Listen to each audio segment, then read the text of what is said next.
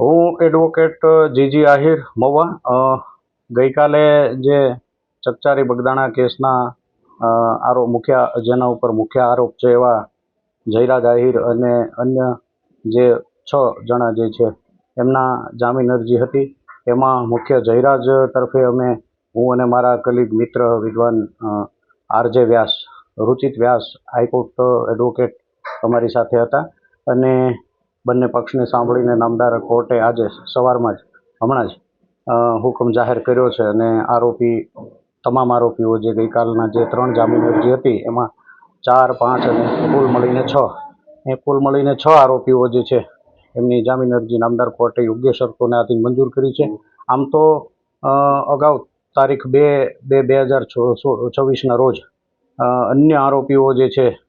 જે મુખ્ય પ્રથમ જે 7 આરોપીઓની જામીન અરજી મંજૂર કરેલી અને એમના જ પેરિટીના ગ્રાઉન્ડ ઉપર અને